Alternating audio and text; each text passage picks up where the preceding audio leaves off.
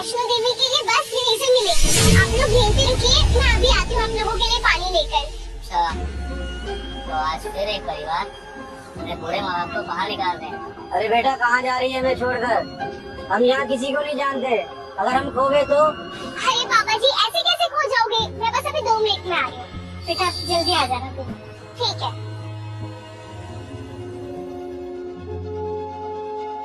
जब तक बुआ नहीं आती तुम यहाँ कहीं बैठ जाते हैं पीछे। हाँ चलिए। आ जाओ।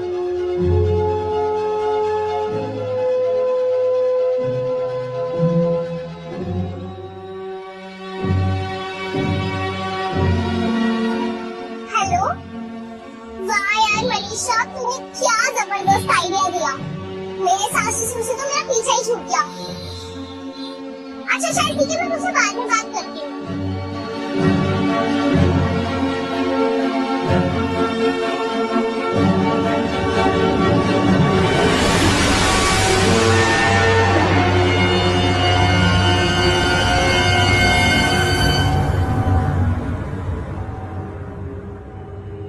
कम से कम 1 घंटा हो गया हमें यहाँ बैठे हुए।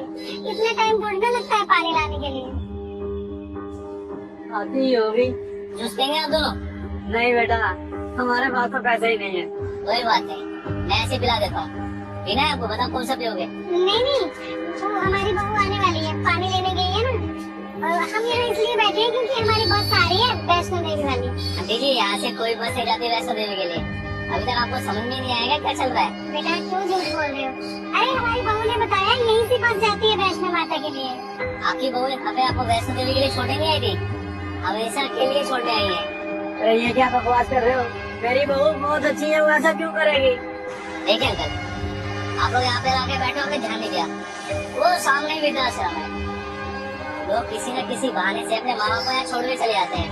वो भी इंतजार करते रहते हैं 1 दिन 2 दिन 3 दिन, लेकिन थक हार के ना वापस वहीं मिलते हैं। अब आपकी बहू नहीं आने वाली। मैं तो कहता हूँ 1-1 गिलास ठंडा जूस पियो और वहाँ चले जाइए आराम से। नहीं, हमारी बहू ऐसी नहीं है। हमारी बहू बहुत अच्छी है। हाँ, हमारी बहू हमें नहीं छोड़ सकती।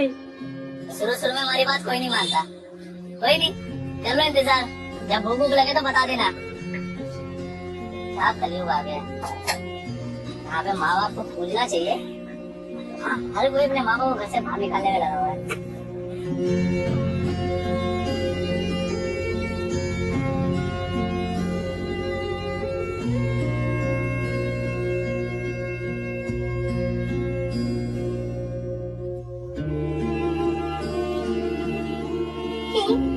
कहीं सच तो नहीं बोल रहे कि हमारी बहू हमें छोड़ गई, अब नहीं आएगी? नहीं, ऐसी कोई बात नहीं है। किसी काम से रुक गई होगी, आ जाएगी अभी थोड़ी देर में। अरे आना होता तो आ जाती ना। 4 घंटे से यहीं बैठे हैं, हम कहाँ आए? अगर ऐसा है तो चल घर चलते हैं। घर चल के धीरज को सब कुछ बता देंगे। रुकिए अंकल, आपको घर का रास्ता मालूम है? नहीं पता बेटा। देखिए, अब आपके पास वृद्धाश्रम जाने के अलावा और कोई चारा नहीं है। आप चाहो तो थोड़ी देर यहाँ बैठ जाओ, मैं कुछ खाने का लेके आता हूँ आप लोगों के लिए।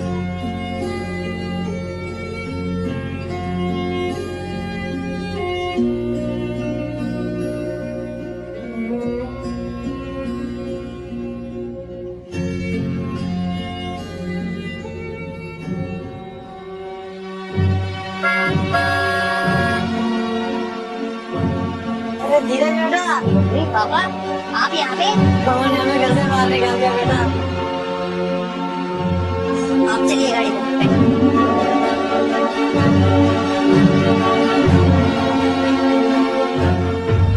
वाह यार मनीषा, तूने क्या आइडिया दिया। तेरे इस आइडिया की वजह से ना अब मैं और मेरा पति इस घर में अकेले चैन से रह पाएंगे।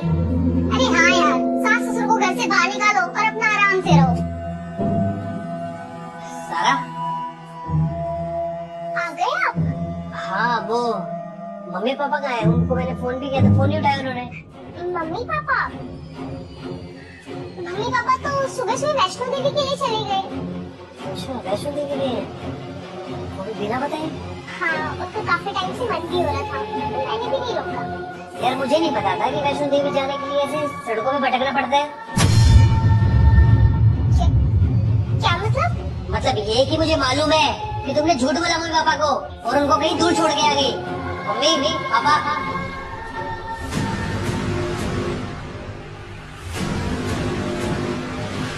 धीरज देखो, मैं तुम्हें सब बताती हूँ। मैंने कभी नहीं सोचा था कि तुम मेरे मम्मी पापा के साथ ऐसा करोगी।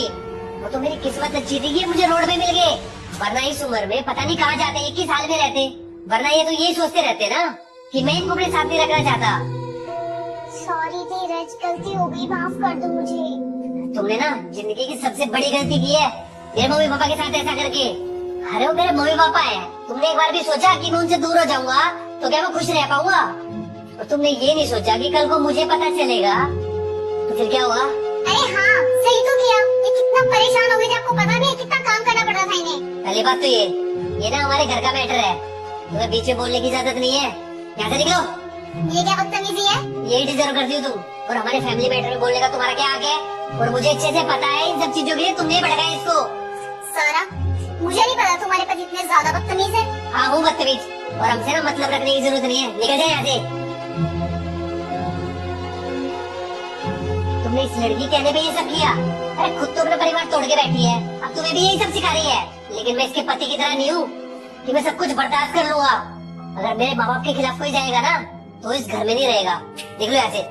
धीरज तुम देखो तो मैं कहाँ जाऊंगी? अरे तुमने सोचा था क्या इनको घर से बाहर निकालने से पहले? नहीं बेटा, माफ कर दे उसे, माफी मांग रही है ना। वैसे भी उसने अपनी मर्जी से नहीं किया ये सब इस लड़की की बातों में आके किया है इसने। हो गई उससे गलती। और बेटा अगर अपनों से गलती हो जाए ना तो रिश्ते नहीं तोड़े जाते, गलती को सुधारा जाता है। हाँ मम्मी जी, प्लीज मुझे माफ कर दो, प्लीज। आगे से मैं कभी भी ऐसा नहीं करूंगी। हाँ बेटा, कभी ऐसी गलती मत करना, हम अपने बेटे के बिना रह नहीं पाएंगे। देखो सारा, ये घर ना मेरे मम्मी पापा का है और तुम कोई नहीं होती इनको यहाँ से निकालने वाली। अगर आज के बाद तुमने ऐसी कोशिश की ना तो तुम जरूर निकल जाओगे इस घर से।